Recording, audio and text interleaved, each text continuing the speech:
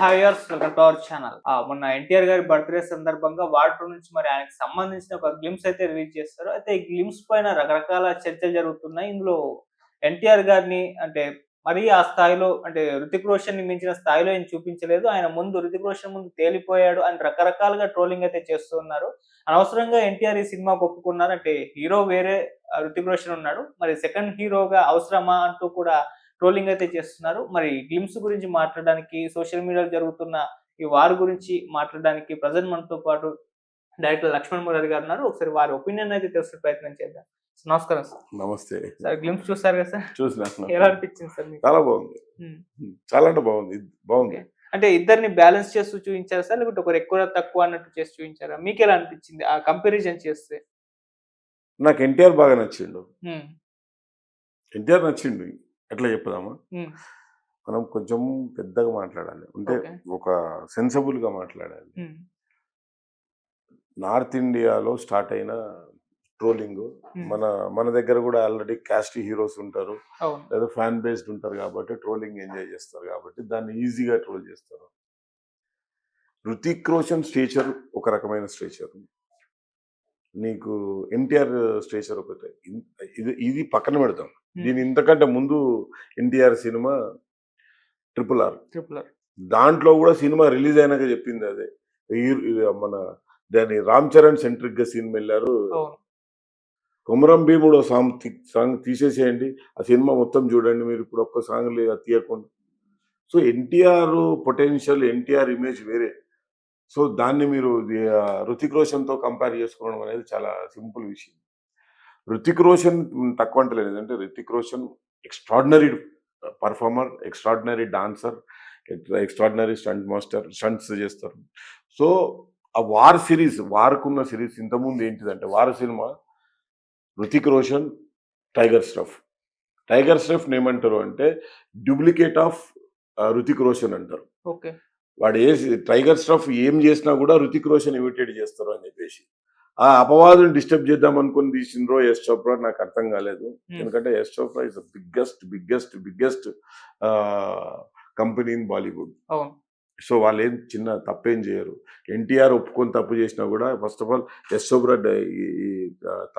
అంత మిస్టేక్స్ చేయడు. ఎన్టీఆర్ పొటెన్షియల్ ఉంది కాబట్టే ఎన్టీఆర్ని అడగడం జరిగింది, ఎన్టీఆర్ దాన్ని ఒప్పుకోవడం జరిగింది.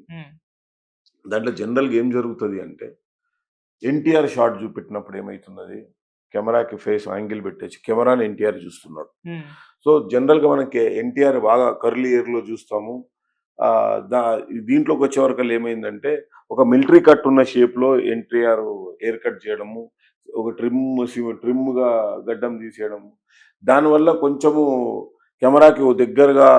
ఎందుకంటే మళ్ళీ విఎఫ్ఎక్స్లో ఎన్టీఆర్ని ఏమైనా స్మూత్ చేశారా అనే టాపిక్ డిస్కస్ వచ్చింది. అలాగే బ్రిడ్జ్ పై నుంచి ట్రైన్ మీద దూకుతాడు.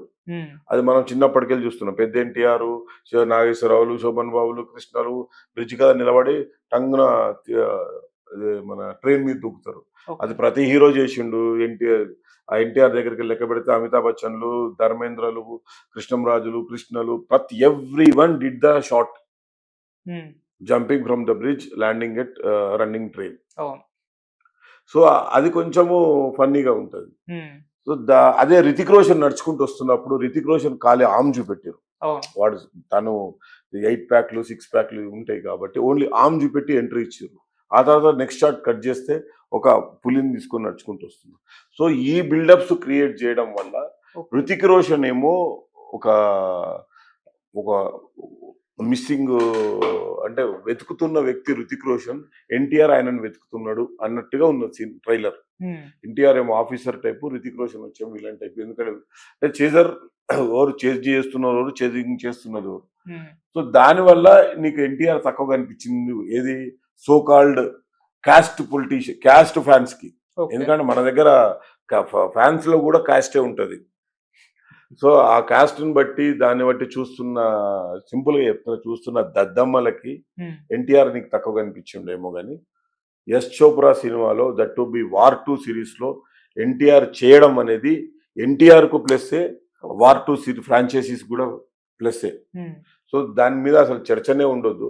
ఎవరో పనికి మాలిన సోషల్ మీడియాలో దద్దమ్మలు చేస్తున్న టాపిక్ అది. సో ఎన్టీఆర్ అయితే తప్పు చేయలేదు.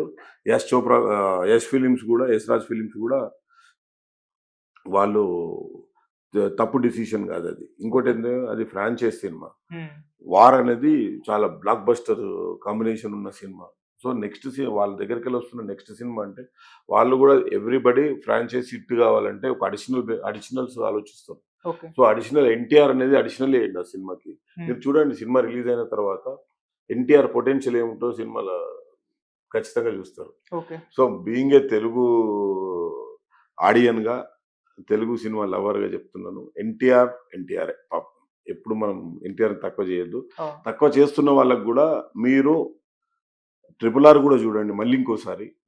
ఎన్టీఆర్ కొమరం భీముడో లేకుండా RRR ను ఊహించుకోండి. అప్పుడు మీకు ఎన్టీఆర్ పొటెన్షియల్ తెలుస్తుంది. Okay sir. Thank you so much sir.